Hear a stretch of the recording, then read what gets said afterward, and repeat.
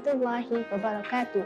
Nama saya Faiza binti Muhammad Fauzi. Saya berasal daripada Kuala Lumpur, Malaysia. First saya datang sini pada tahun 2016.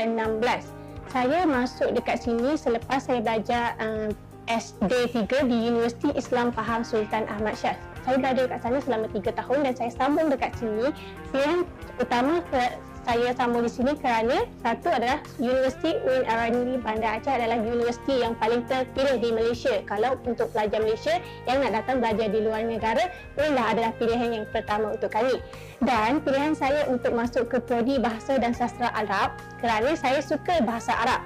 Salah satunya bahasa Arab adalah bahasa yang buat kita pandai lebih daripada salah satu bahasa dan kita boleh pandai 2 bahasa.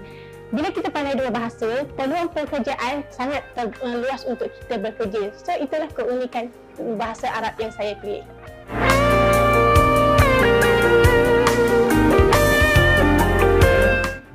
First saya datang dekat Aceh, pertama kali saya tengok kawasan dia. Sebab dia tak sama dengan Malaysia. Bila saya sampai dekat sini, kawasannya sangat boleh kata kampung dan banyak padi, banyak ladang. Sedangkan kat rumah saya tak ada macam tu. Itulah kelebihan dan tertarik saya untuk tinggal di sini.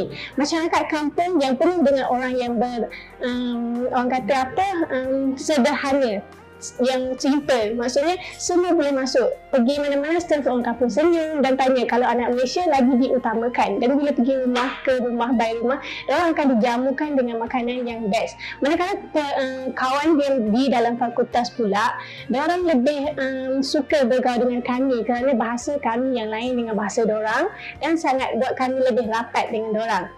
Lepas tu dosen best lah. Dosen lebih memahami kita walaupun dia tak faham sangat bahasa kita dan saya pun tak faham bahasa dia, tapi dia lebih fokus untuk faham kami lebih dalam. Itulah yang lebih. Yang paling penting sekali saya nak share dengan ni, bila saya ikut KPM pada semester lepas, itu buat saya rasa macam ya Allah, best ni dekat sini. Patutlah umi saya hantar saya dekat sini kerana dekat situ masyarakat kampung yang boleh buat saya ni rasa rendah diri. Sedangkan saya duduk dekat sana, saya tak tahu pun apa maksudnya bergaul dengan orang kampung, pergi ke rumah by rumah untuk baca selawat hari Jumaat, tahsin macam tu. Kalau rumah saya tak ada. So saya sangat bersyukurlah kerana datang sini dapat bergaul sama dengan orang kat sini. Kalau di kelas, maksudnya di fakulti, di siap yang saya masuk tu, kawan-kawan banyak membantu saya dalam bahasa. Sebab saya ambil bahasa Arab, tak senang untuk nak dapatkan seguling ijazah dalam bahasa Arab.